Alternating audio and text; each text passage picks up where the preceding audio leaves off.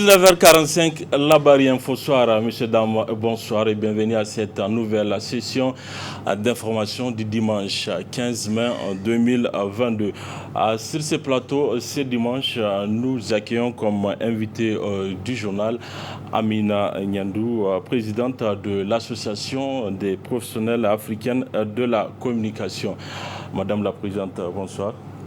Soyez la bienvenue sur ce plateau de la télévision Labari. Actualité oblige, je rappelle avec vous, il sera question de la journée nationale dédiée à la femme. C'était le 13 mai. Mais en attendant, on va suivre le déroulé de ce qui a constitué l'actualité de ce dimanche. Le discours prononcé par le président de la République à l'occasion de la fête de la femme nigérienne le 13 mai dernier relatif à la polygamie continue à susciter les réactions des concitoyens. Ainsi, pour le défenseur des droits des enfants, Siddikou Moussa, le premier magistrat du pays, doit chercher le mal du Niger ailleurs, afin d'y remédier. Suivant un extrait de Siddikou Moussa, il est le président du CONIT. Comme le commun des Nigériens, et en tout cas les propos qui ont été tenus lors de la célébration de la journée du 13 mai par le premier magistrat nigérien. C'est vrai, nous n'allons pas commenter ces propos. En partie, comme je l'ai dit, il y a un certain nombre de vérités quand même qui ont été dites, notamment le fait, en tout cas, de procréer des enfants, de procréer et ne pas assurer la prise en charge de ces enfants-là. Nous sommes des musulmans, nous le savons autant que lui, qu'il est inadmissible. Nous sommes considérés comme des bergers et le jour du jugement, chaque parent aura à rendre compte à Dieu de comment, en tout cas, il a élevé son enfant. Et j'adhère à cette thèse comme quoi, en tout cas, on ne se marie pas pour que quelqu'un prenne la charge de sa femme. Mais on ne se marie pas également pour que les enfants puissent vivre des situations difficiles. Quand on accepte d'être polygame, c'est vrai, il faut d'abord avoir les moyens, mais il faut aussi créer les conditions pour que les enfants qui naissent puissent vivre dans un environnement sécurisé, puissent avoir droit à la santé, droit à l'éducation, droit au loisir, j'allais dire en gros droit à la prospérité. Mais là où les propos, en tout cas du président de la République, dérangent un peu, c'est quand il fait quand même le lien de la mauvaise qualité de notre éducation, la piètre qualité, j'allais dire, et le phénomène auquel il avait fait allusion. Il doit s'attaquer d'abord à lutter contre la corruption et l'impunité, et qu'il se dise, il est le seul qui a juré sur le Coran, et devant Dieu et devant le peuple. Et il est le seul qui sera dans sa tombe, et il est le seul qui va répondre devant Dieu demain de comment il a gouverné le Niger. Je pense, vous me permettez de paraphraser un peu les propos de l'ancien président, le défunt président Tanja paix à son âme. Il dit, en substance, la récompense qu'il cherche, ce n'est pas la récompense sur terre. Il veut la récompense de Dieu. Je pense que je pourrais dire ça actuellement à l'actuel président de la République, qu'il prépare déjà cette récompense divine pour demain. Et qu'il laisse également un héritage à la population nigérienne, en tout cas aux enfants et aux jeunes, pour que demain ils puissent dire, enfin, nous avons eu un président. Et je disais dans un poste que je venais de faire tantôt, s'il veut que les jeunes disent c'est Bazoum pour les prochaines élections, ou leurs parents, je pense qu'il doit véritablement lutter contre l'impunité, contre les passe-droits, mais également travailler à ce que l'école nigérienne sorte des chantiers battus. On ne peut pas développer une nation sans écoles de qualité. Aujourd'hui, c'est vrai, notre démographie peut être un fardeau, mais on parle de dividende démographique. La Chine n'est pas un fardeau. Le Pakistan ou l'Inde ou le Nigeria n'est pas un fardeau. Qu'est-ce qu'on représente comme population par rapport au Nigeria? C'est moins que la population de l'État de Kano. Mais je pense que c'est une gouvernance vertueuse. C'est une lutte implacable contre ceux qui détournent les deniers publics. C'est cela, la soif des Nigériens aujourd'hui. Et c'est sur ce chantier que nous attendons le président de la République, pas sur la question d'interdire, par exemple, à ses ministres de prendre une deuxième femme. C'est comme s'il y avait obstacle à la volonté de Dieu. Quand Dieu décide que son ministre soit polygame, je pense que ce n'est pas la fonction du ministre. la fonction de ministre passe. Voilà ce que je voulais dire à ce sujet. Voilà, vous retrouverez le président du CONID, Sidiko Moussa, en partie magazine dans nos prochaines éditions. Le défi sécuritaire auquel le Niger, à l'instar de certains pays du Sahel, fait face affecte nombreux citoyens. Ce n'est pas un secret pour personne. Au rang de ces personnes affectées se trouvent des fonctionnaires de l'État militants pour la plupart des structures syndicales. Cependant, le silence de ces dernières sur le sort de leurs militants pousse à des questionnements dont, entre autres, à savoir si les leaders syndicaux de ces pays ne sont pas plus politiques que syndicalistes. Le constat est signé Adam Ousmane. Créés à l'origine pour, dit-on, défendre les intérêts matériels et moraux des travailleurs qui constituent leurs militants, les syndicats, voire centrales syndicales, étaient indéniablement dans toutes les luttes visant l'instauration et ou sauvegarde de la démocratie au Niger. Toute chose qui paraissait normale car les militants de ces syndicats se trouvent être des citoyens à part entière. Cependant, nombreux sont les concitoyens à avoir de nos jours un autre regard sur le militantisme syndical au pays. Il faut faire la part des choses entre syndicalisme et militantisme politique. Parce qu'aujourd'hui au Niger, la situation que nous vivons, c'est qu'il n'y a plus de syndicalisme. Le syndicalisme est mort. Et ceux qui se disaient syndicalistes, à l'épreuve des faits, ce n'est que des petits militants d'un parti qui n'a d'ambition que transformer le peuple nigérien en esclave. Ils ont été recrutés, il faut leur dire, ils ont été retournés par l'appareil au pouvoir, par le pouvoir en place, qui fait de leurs militants. Et ceux qui se disent, ils ont des décrets, ils auraient des décrets. Donc du coup, ils se taisent, ils s'en foutent de la cause pour laquelle ils sont à la tête de ces centrales syndicales ou bien à la tête de ces syndicats-là. C'est vrai, ce n'est pas tous les syndicalistes, il faut faire la part des choses. Vous avez attendu une seule déclaration défendant leurs militants parce qu'on ne peut pas dissocier la cause syndicale de la cause citoyenne. On ne peut pas les dissocier, c'est clair, la grande majorité, je le répète, la grande majorité des centrales syndicales ont démissionné de ce point de vue. Ils ont livré leurs militants à la paupérisation, à la misère, à tout ce qui est nuisible, qui les rend vulnérables. Et même le problème sérieux d'insécurité, parce que c'est tous les Nigériens qui sont insécurisés. Et les syndicats ont l'obligation d'interpeller l'État par rapport à cette question de sécurité, pour rassurer les travailleurs, pour qu'ils travaillent, pour qu'ils aillent au travail, parce que quelque part, c'est des travailleurs contus, c'est des travailleurs qui travaillent dans l'insécurité totale, c'est des travailleurs qui sont abandonnés à eux-mêmes, livrés à eux-mêmes. Mais malheureusement, on n'entend rien.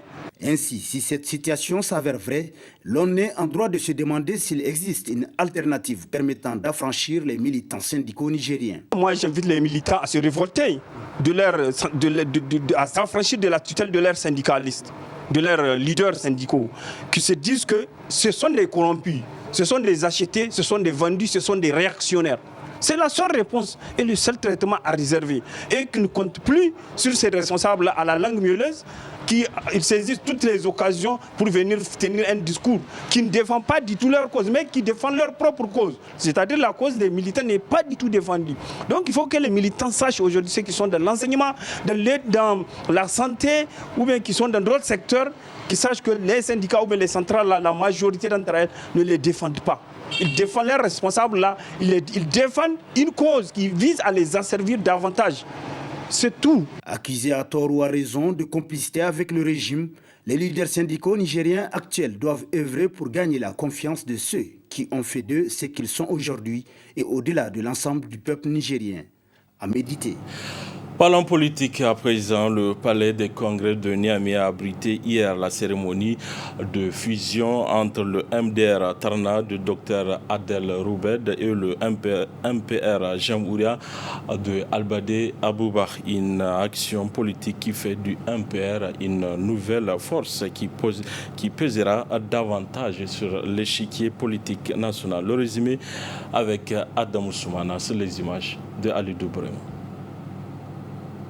Solennel et symbolique. Ce grand rassemblement politique aux couleurs du mouvement patriotique pour la République Imper Jamhouria et le mouvement démocratique pour le renouveau MDR Terna. Solennel parce que marquant la matérialisation d'une décision collégiale du congrès extraordinaire du MDR Terna datant du 19 mai dernier qui porte sur la fusion de cette formation politique à celle du très charismatique Albadé Abouba. Une cérémonie rehaussée par la présence massive des militantes et militants des deux partis qui ne forment désormais qu'une seule force politique et pas de moindre. Prenant la parole à cette occasion, le tout nouveau grand militant du Imper Jamhouria, ancien leader du MDR Terna, a de prime abord fait la genèse du rapprochement entre les deux partis politiques ayant conduit à une alliance la veille des dernières élections générales dans le pays pour connaître son épilogue à travers ce rendez-vous symbolique. Cette alliance saine est sous-tendue par une parfaite convergence idéologique et une même vision de l'avenir pour notre pays, le Niger.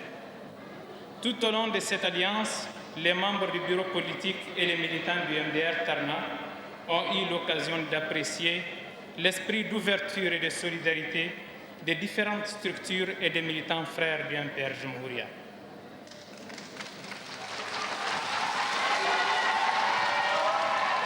Les militants du MDR Terna ont également eu l'opportunité d'apprécier les qualités intrinsèques de son Excellence Albadé Abouba, un homme politique pondéré qui a toujours appelé au rassemblement et dont le leadership et l'essence du patriotisme sont incontestables. Son Excellence Albadé Abouba nous a en effet démontré que pour briller, les grands hommes n'ont nul besoin d'éteindre la lumière des autres. Les militants du MDR Terna évolueront désormais avec fierté et enthousiasme sous les attributs, les signes et les couleurs du MPR Jamhouria. Comme l'a fait en juillet 2019 PhD Mahmoud Jibo avec le Mourna Farhan, Dr Adel Roubed vient ainsi à son tour étoffer la liste des lieutenants clairvoyants, visionnaires et pragmatiques du leader du Imper Jamhouria Albadé Abouba, pour qui ce moment se veut historique. Historique d'abord parce qu'il marque de manière indélébile les trajectoires individuelles et collectives. Ils sont également historiques parce qu'ils sont déterminants dans le cours des événements et des époques qui les ont vus survenir et qui marquent le cours de l'histoire. Notre fierté est grande et notre sentiment de satisfaction est immense en ce jour de célébration de notre fusion qui fait partie de ces moments rarissimes où la volonté et le courage politique des uns et des autres se croisent et s'épousent pour poser des actes qui transforment et qui suscitent l'espoir.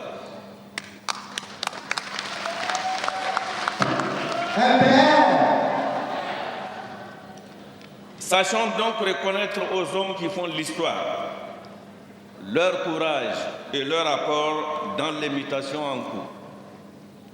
En effet, il n'y a pas de bonheur plus grand que la venue d'un autre dans la paix et dans l'amitié.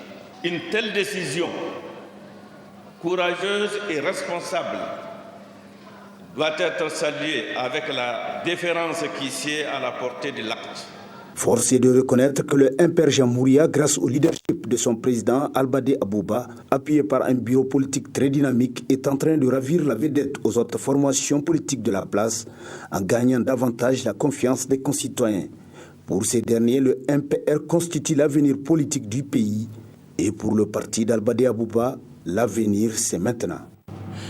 L'ambassade de France au Niger a organisé ce matin une course à l'endroit des élèves du collège et lycée de Niamey, et cela dans le cadre de la quinzaine de l'Europe. C'est l'ambassadeur de l'Union européenne au Niger qui a procédé au lancement de cette course de la paix au niveau du CCFN de Niamey. Ismaël Moumouni, Boubacar Souley. Mettre en pratique les talents athlétiques des jeunes filles et garçons des établissements scolaires de la capitale. Voilà pourquoi l'Union européenne a initié cette course de la paix dans le cadre de 15e de l'Europe. Cette activité à laquelle ont participé de nombreux scolaires est appréciée par la représentante de l'Union européenne au Niger. Dans les aspirations des jeunes qui font du sport, il y a pratiquement tous les ingrédients pour que la paix puisse s'installer et se maintenir durablement. Pourquoi ? Premièrement, puisque dans les activités, dans la compétition, tout le monde est accepté, sans aucune différence, garçons et filles, mais aussi représentant d'autres groupes qui peuvent être différents par leurs occupations, par leurs activités, mais tout le monde peut s'y retrouver. Il n'y a pas d'interdiction d'accès, tout le monde est ensemble. Deuxièmement, il y a un enthousiasme, il y a une aspiration d'un résultat, de succès, mais aussi d'être ensemble. Ce qui le prouve aujourd'hui, c'était une course de relais dont ils travaillaient en équipe, toujours. Et même dans les sports individuels, il y a toujours, ici, les experts le connaissent beaucoup mieux que moi, cet esprit d'équipe, d'entraînement, de travailler ensemble. C'est ça qui fait la différence. Et ça qui contribue aussi à la paix dans le monde et partout ailleurs. La Fédération nigérienne d'athlétisme au-delà, le ministère de la Jeunesse et du Sport s'est réjoui de cette initiative de l'Union européenne qui vise à faire la promotion de la paix à travers le sport des jeunes. Je voudrais remercier au nom du ministre l'ambassade de France, l'Union européenne, pour avoir initié cette course de la paix chère aux plus hautes autorités de ce pays. La paix, c'est vraiment un élément clé dans un pays. Le Niger est à 70% composé par des jeunes. Donc nous avons obligation vraiment de s'occuper de ces jeunes. Il faut que ces jeunes se sentent encadrés pour les éviter, n'est-ce pas, certaines erreurs. Nous remercions également la Fédération nigérienne d'athlétisme, le président et toute son équipe pour le travail qu'ils sont en train d'abattre, en tout cas depuis un certain temps. Un travail qui est beaucoup plus basé sur les jeunes. Et aujourd'hui, la vision des plus hautes autorités, c'est de revenir à la base, travailler avec les jeunes et vraiment avoir des sportifs de haut niveau. C'est sur une distance de 5 km 200 que ces élèves du collège et lycée de Niamey ont effectué ce relais filles-garçons par école. Et c'est le CS Rive Droite qui remporte la première place pour le lycée et Al-Béchir pour le collège. La course a été bien passée. Et je tiens d'abord à remercier l'Union de la France et aussi tous ceux qui nous ont encadrés afin que cette course s'est bien passée. Bon, ça a été difficile un peu, quoi. Comme c'est l'entraînement qui fait la différence. La course, on a préparé ça. C'est pas facile. Je vais partir avec mon rythme.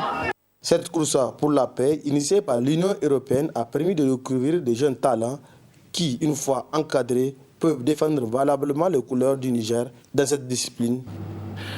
Voilà, je l'annonçais en début de cette édition comme invité du journal Amina Nyandou, présidente d'APAC Niger. APAC, c'est l'association des professionnels africains de la communication. Madame Amina, je reviens vers vous. Alors, il a été célébré la 32e édition de la journée dédiée à la femme. 32 ans que la femme réclame plus de droits, plus de place. Alors, quel décryptage faites-vous en termes d'acquis et de limites dans le combat que vous menez durant 32 ans? Merci au groupe Labari de m'avoir donné cette opportunité de m'exprimer par rapport à 32 ans de lutte des droits des femmes au Niger à travers la célébration de la journée nationale de la femme célébrée chaque 13 mai de l'année. C'est une fête qui nous a permis d'engranger beaucoup d'acquis. Aujourd'hui, rien que le cadre normatif réglementaire des questions des droits des femmes est un cadre en tout cas assez favorable à l'évolution des femmes au Niger. Le Niger s'est doté d'une politique nationale de genre. Le Niger également nous avons obtenu la loi sur le quota à partir de 2000. Avant 2000, il faut reconnaître que l'avancée des femmes en termes de participation aux politiques était quand même en dents de scie.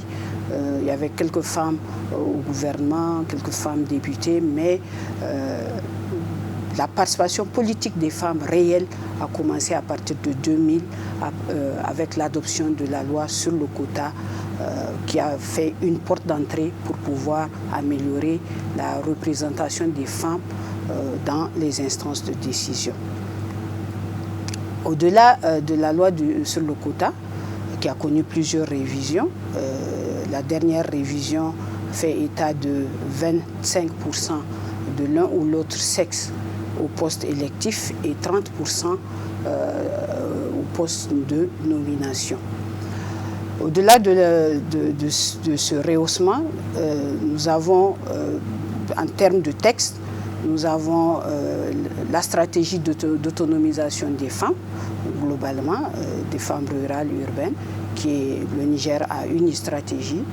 Nous avons également une stratégie de lutte contre les violences basées sur le genre qui existe.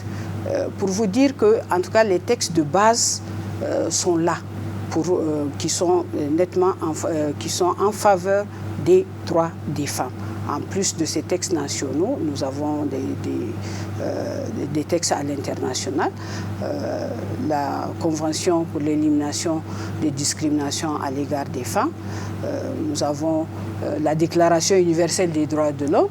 Et j'ai oublié, au niveau national, nous avons également la Constitution, en son article 22, qui stipule qu'il n'y a aucune discrimination faite à l'égard des femmes, que ce soit dans l'espace public ou dans l'espace privé, aux femmes, aux jeunes et aux handicapés. Donc c'est une avancée majeure quand même en matière de texte. Maintenant, en dépit de tout ce cadre favorable, il y a quand même des limites. Aujourd'hui, la plus grosse limite que nous avons en termes de participation politique des femmes, c'est la violation de la loi sur le quota sur les questions de nomination. Aujourd'hui, si on prend du gouvernement, tout dernièrement, le 13 déjà, la dernière nomination, c'est la nomination des secrétaires généraux des préfectures. Sur 63 secrétaires généraux nommés, il n'y avait qu'une seule femme quand nous avons fait le monitoring de cette nomination-là. Qu'une seule femme. Donc, en tout cas, le Niger pêche sur ce plan-là. Nous avons essayé un peu de voir qu'est-ce qui fait ça. Bon, la première opposition qu'on nous fait, c'est que c'est les partis politiques qui proposent les femmes, qui doivent proposer les femmes à ces postes. Ce sont ces partis politiques-là qui ne proposent pas les femmes à ces postes-là. Parce que, bon, nous le savons tous au Niger, ces postes sont partagés entre les partis politiques. Donc, on demande à chaque parti politique de faire des propositions de personnes à nommer. Donc, la plupart du temps, sûrement que dans les propositions, il n'y a pas de femmes. C'est pour ça qu'on se retrouve avec 63 personnes nommées, une seule femme. Donc, la grosse limite, c'est à ce niveau-là. Là, on a une seconde limite qu'on a sur ces questions-là, c'est au niveau des femmes elles-mêmes, parce que la plupart des temps, nous assistons à un manque d'auto-estime au niveau des femmes. Plusieurs fois, on nous dit, quand on propose des femmes à des postes de nomination ou à une quelconque tâche, la plupart des temps, elles se rétractent, elles disent qu'elles ne peuvent pas.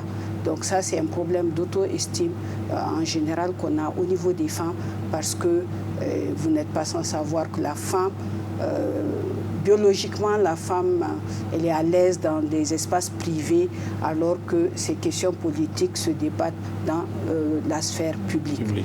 Donc, je pense que c'est une question morphologique, hein, et puis c'est une question aussi liée à la construction patriarcale du Niger, qui fait que l'homme il est au-dessus de la femme, qui fait que les femmes au Niger, la plupart du temps, se préoccupent plus de ce que les autres pensent ou bien attendent un feu vert quelque part pour pouvoir s'engager.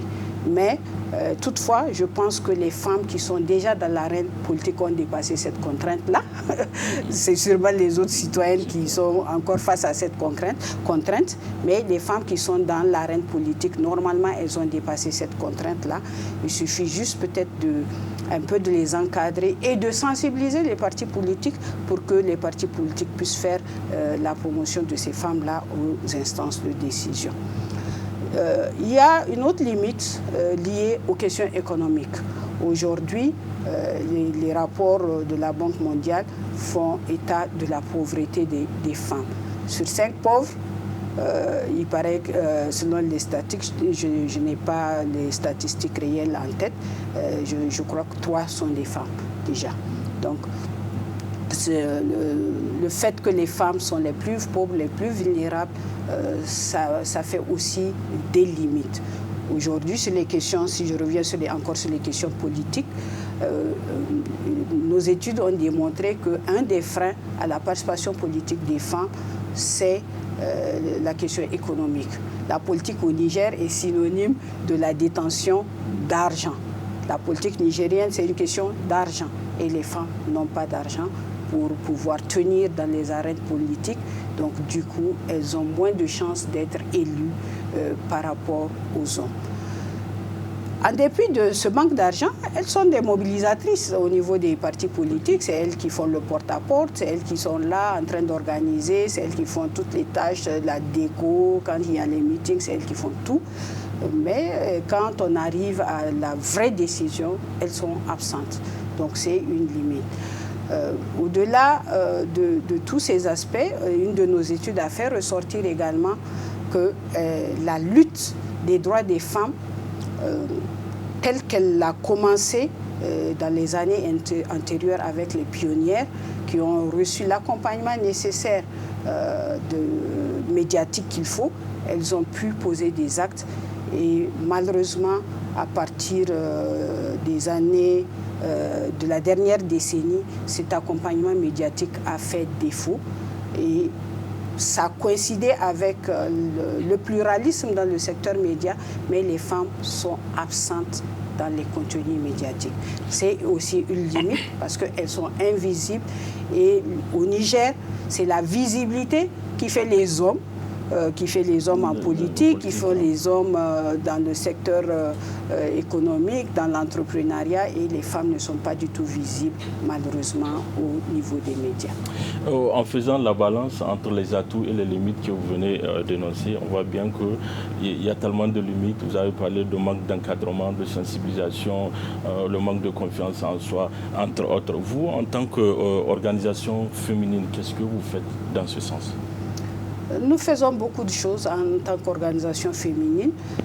Nous avons 2 axes de travail en tant qu'association des femmes de médias, parce que nous avons une vision que nous avons pris en charge. Nous nous sommes dit qui, mieux que nous, peuvent parler des questions des femmes. En tant que femmes journalistes, nous sommes d'abord des femmes. Donc on s'est dit qu'on doit accompagner ces femmes, ce qui fait que nous avons 2 axes de travail. Un axe concernant nos propres membres, dans lequel nous essayons de faire du développement personnel de nos propres membres pour que les femmes de médias puissent être, en tout cas, puissent avoir une valeur ajoutée dans les rédactions pour qu'elles puissent être assez compétitives et qu'elles puissent pouvoir accéder à des instances de décision au sein des médias. Notre deuxième axe de travail, c'est un axe d'appui conseil aux femmes. Parce que c'est ça notre devoir que nous avons pris comme engagement en étant membre de notre association. Cet axe d'appui conseil nous permet d'accompagner des femmes sur plusieurs thématiques, principalement 4. Une première thématique, la question de la participation politique des femmes. Deuxième thématique, la question des violences basées sur le genre, dans lequel nous traitons les violences faites aux femmes particulièrement. Une troisième thématique, femmes, paix et sécurité, parce que le Niger est quand même un pays qui est au centre de la question sécuritaire actuellement, et les femmes étant les premières victimes bien que de plus en plus elles deviennent également des actrices de ces conflits. Nous avons estimé avoir un axe de travail sur ces questions parce qu'elles sont des questions d'actualité. Et nous avons un quatrième axe de visibilité. Et d'ailleurs, c'est notre slogan, faire la visibilité des femmes par les femmes à travers les médias. Donc dans cet axe de visibilité, nous essayons d'accompagner les femmes pour qu'elles soient plus présentes dans les médias, pour qu'elles deviennent les meilleures usagères des médias à travers un renforcement de capacité en termes de prise de parole, en termes de ne serait-ce que comment s'asseoir dans un plateau comme ça et échanger, ou comment faire une interview. Donc nous faisons des petits modules de formation comme ça à l'endroit des femmes et nous jouons un rôle d'interface entre les organisations féminines et les secteurs et les médias. À ce titre, nous avons même signé une convention de respect des critères de genre avec 10 organes du groupe radio-télévision privé pour pouvoir accorder plus de temps de parole aux femmes et accorder des tarifs préférentiels allant jusqu'à 50% de réduction aux femmes qui souhaiteraient faire de la couverture médiatique payante. Donc, en gros, nous restons dans notre expertise de communication sans aller au fond des choses. Nous essayons d'informer les femmes sur en tout cas toutes les thématiques liées à elles et nous essayons également de les accompagner pour qu'elles-mêmes puissent être des parties prenantes de cette information-là. Justement, Madame Amina, comment vous appréciez les conditions de vie et de travail de ces femmes dans le média? Les conditions de vie et de travail des femmes dans les médias, c'est des conditions assez positives. Globalement, hein, si on prend le cadre de travail, aujourd'hui, les hommes et les femmes de médias sont pratiquement dans les mêmes conditions. À salaire, à compétences égales, nous avons les mêmes salaires dans le secteur. C'est déjà un atout. Maintenant, si on va au-delà de ces aspects salariales, si on prend notre statut de femme, c'est là qu'il y a quelques couacs. Aujourd'hui, peu d'organes ont des toilettes séparées. Je prends le minimum d'exemples, toilettes séparées hommes-femmes, alors que normalement, c'est la priorité. Peu d'organes ont ça. Peu d'organes ont des personnes de ménage affectées à l'entretien de ces espaces-là en permanence. Parce que la femme, quand elle n'a pas une bonne hygiène, elle met sa famille en danger. Et c'est valable pour les hommes aussi. Hein. Mais les femmes sont quand même la priorité, les plus exposées sur ce plan-là. Aujourd'hui, on a besoin ne serait-ce que d'un petit local comme crèche. Si on n'a pas la possibilité d'avoir quelqu'un à qui on va confier nos enfants à la maison, qu'on puisse avoir un petit espace pour que quand nos enfants descendent de l'école et qu'il n'y a personne à la maison, qu'ils puissent attendre maman ou papa à côté avant de finir. Ça améliore nos conditions de travail globalement. Maintenant, sur le plan professionnel, il faut savoir que les femmes de médias, elles sont à la traîne. Elles sont à la traîne globalement. Dieu merci, dans les médias publics, on a des femmes nommées. Tout dernièrement, on a une directrice générale au niveau de l'ONEP. Nous saluons les pouvoirs publics pour ça. Au niveau de l'ORTN, si ma mémoire est bonne, on a une directrice des ressources humaines qui est femme, on a la directrice de TAL TV qui est femme. Et tout dernièrement, sur les 8 directions générales de l'ORTN, de la RTN maintenant, la radio-télévision du Niger, sur les 8 directions régionales, il y a 3 directions régionales qui sont confiées à des femmes. Et dont 2 directions en zone d'insécurité, la direction de Tillabéri et la direction de Difa. Donc ça, c'est une avancée majeure qu'il faut saluer. Dans les privés, nous avons 2 directrices générales, le groupe Niger 24 et le groupe RTT. Nous avions quelques directrices de programme et rédactrice en chef, mais maintenant, ça tend à la baisse. Donc, au niveau des privés, sur ce plan-là, sur la question de l'accès aux instances de décision, les privés pêchent sur ce plan-là. Il y a des débats. Avant, il y avait quelques débats qui étaient animés par des femmes, notamment au niveau du groupe Tambara. Bon, là, je pense que c'est parce que leur ligne éditoriale est axée vers les femmes et les filles, et les enfants. Dans les autres médias, on n'a pas de femmes qui sont dans ce secteur-là. Donc, il y a des soucis. Il faudrait que nous continuions la lutte à ce niveau pour que les femmes quittent l'aspect représentation pour aller vraiment dans l'aspect représentativité, que nous montrons notre valeur ajoutée en tant que femmes de médias dans les rédactions, parce que nous avons choisi un métier qui est entre griffes assez masculin, mais il faudrait que nous travaillions de façon convenable et que nous soyons aussi compétentes que les hommes des médias. Donc il faut nécessairement, sur ce plan, que nous continuions à renforcer les capacités des femmes journalistes pour qu'elles puissent tenir. Parce que c'est ça le mot, pour qu'elles puissent tenir dans les rédactions. Aujourd'hui, avec les effets de la pandémie de la Covid-19, avec cette chute des recettes au niveau du secteur média, je ne le souhaite pas, mais s'il y a une réforme pour une structuration, je suis sûre que les gens vont se débarrasser un peu des femmes, parce qu'il y a beaucoup de... On a fait une enquête en 2017 où on a interrogé des patrons de presse, des rédacteurs en chef qui ont utilisé qui n'étaient pas du tout tendres envers les femmes de médias, parce qu'ils disent qu'il y a certains reportages, quand on les confie aux femmes, elles ne veulent pas... Il y en a qui nous ont même qualifiés de paresseuses dans les rédactions.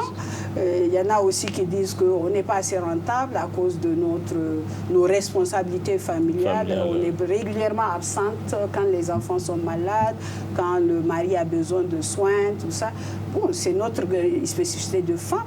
On est obligé de faire avec, mais c'est à nous, en tant que femmes journalistes, de trouver les voies et moyens pour pouvoir concilier notre vie de famille et notre vie professionnelle, notamment en faisant des alliances stratégiques avec vous, les hommes de médias, pour que vous puissiez nous accompagner quand nous avons nos faiblesses et nous encourager surtout à persévérer, parce que le journalisme est un métier noble. Alors, Madame Yandou, avant de finir, quelle est votre pensée à l'endroit de la femme rurale, parce qu'apparemment elle a été omise, et aussi à ces femmes qui sont dans les zones d'insécurité, en proie à l'insécurité? Quelle est votre pensée à l'égard de ces femmes? J'ai une pensée, en tout cas assez positive envers ces femmes, parce que ces femmes, elles ne sont pas oubliées, hein, elles ne sont pas du tout oubliées. Parce qu'aujourd'hui, la structuration de notre pays fait que ces femmes-là ne sont pas oubliées. Nous sommes dans la décentralisation. Si on prend du niveau de la commune, région, machin, à chaque niveau, il y a beaucoup de projets, mais qui ne sont pas connus. C'est ça aussi le rôle des médias. Parfois, les médias doivent faire en sorte que ces belles choses qui se font en direction de nos communautés soient connues. Mais vu nos moyens limités, on ne peut pas aller parfois jusqu'au fond, faire des reportages, faire ressortir. Mais aujourd'hui, avec la décentralisation, les communes font beaucoup de choses à l'endroit des femmes.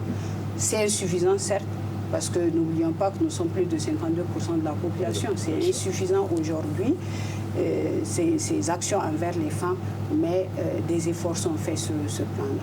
Donc nous avons toujours une pensée chez ces femmes, et particulièrement les femmes en zone de conflit, parce que c'est elles qui souffrent.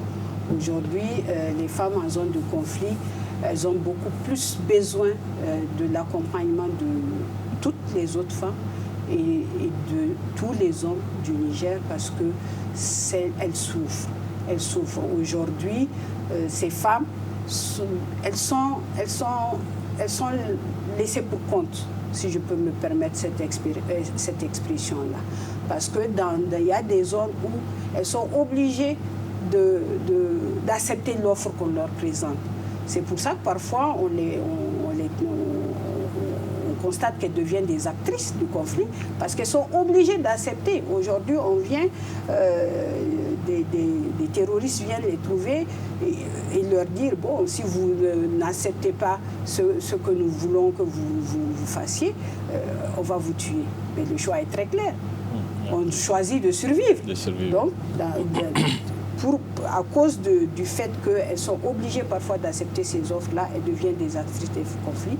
Et pour cela, il faudrait que les pouvoirs publics soient de plus en plus à leur côté. Aujourd'hui, l'État, pour nous, dans ces zones de conflit, tant que même il y a une école qui existe, c'est un symbole de l'État. Ça prouve que l'État est encore là. Mais malheureusement, nous avons des zones où il n'y a ni école, ni centre de santé. Et du coup, ces femmes sont abandonnées à elles-mêmes. Les hommes qui sont les bras valides, parfois ils s'en vont, ils laissent ces femmes. Elles n'ont ni à manger, elles n'ont même pas de kit de dignité. Et l'action humanitaire qui est faite aujourd'hui avec ces obstacles liés à l'insécurité, l'action humanitaire parfois n'arrive pas à atteindre ces femmes en zone de conflit. C'est pour ça que même si l'action humanitaire est là, ces femmes parfois sont obligées de vendre les rations alimentaires pour s'acquérir les kits de dignité. Parce que c'est ça la femme. La femme, elle a besoin d'autre chose que de la nourriture.